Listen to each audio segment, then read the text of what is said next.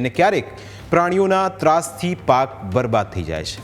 હાલમાં સુરેન્દ્રનગર જિલ્લાના લખતર તાલુકાના ખેડૂતો પણ આવી જ એક દોડતી આફતનો સામનો કરી રહ્યા છે। લખતર તાલુકાના 5 ગામોમાં ઘુડખરે એવો આતંક મચાવ્યો છે કે ખેડૂતો રાત દિવસ ખેતરનો ચોકી પહેરો કરવા માટે મજબૂર બન્યા છે। લખતર તાલુકાના ઘણાદ, ડુમાણા, ગંજેરા, નાના અંકિયાવાડિયા, મોઢવાણા સહિતના ગામોમાં ઘુડખરનો આતંક વધી રહ્યો છે, જેણે ખેડૂતોની ઊંઘ હરામ કરી નાખી છે।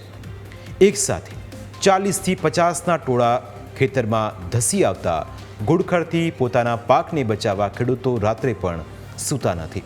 રાત્રે પણ હાથમાં બત્તી લઈને ખેડૂતોએ પોતાના પાકની રક્ષા કરવી પડે છે, કારણ કે ઘુડખર ગમે ત્યારે ખેતરમાં ધસી આવે છે અને પાકને નુકસાન કરીને જતા રહે છે। ઘણાદ ગામે છેલ્લા 5 થી 7 વર્ષથી ખેડૂતો ઘુડખરના ત્રાસનો સામનો કરી રહ્યા છે। અનેકવાર રજૂઆતો કરવા છતાં પણ આ અંગે કોઈ પણ યોગ્ય નિર્ણય નથી લેવાયો।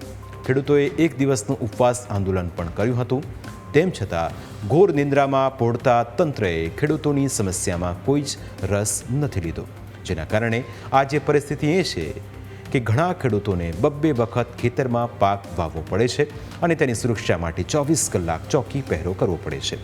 એક તરફ વરસાદ ખેંચાયો છે અને બીજી તરફ ઘુડખરનો ત્રાસ છે। તેવામાં હવે ખેડૂતો સવાલ કરી રહ્યા છે કે અમારે કરવું તો શું કરવું। ખેડૂતોનું કહેવું છે કે સરકાર દ્વારા ઘુડખર અભયારણ્યમાં કરોડો રૂપિયાનું ફંડ આપવામાં આવે છે, તેમ છતાં આ ઘુડખરો કેમ ખુલ્લા ફરે છે તે એક સૌથી મોટો સવાલ છે।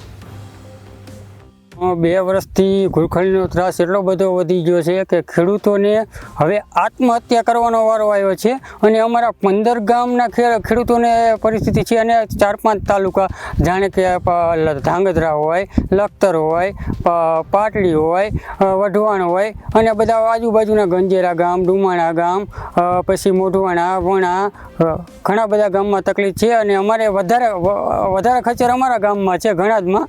અમારે કોઈની અમે કોઈ વાંધો નથી, પણ અમારું આ દુઃખ સરકાર દૂર કરે એવી અમારી વિનંતી છે। આ સત્વરે આવું આ કાર્ય કરે ને કે અમારે ગાંધીનગર આવવું પડશે, ત્યાં અમે અનશન કરશું, પણ બીજો અમારે કોઈ વિકલ્પ નથી।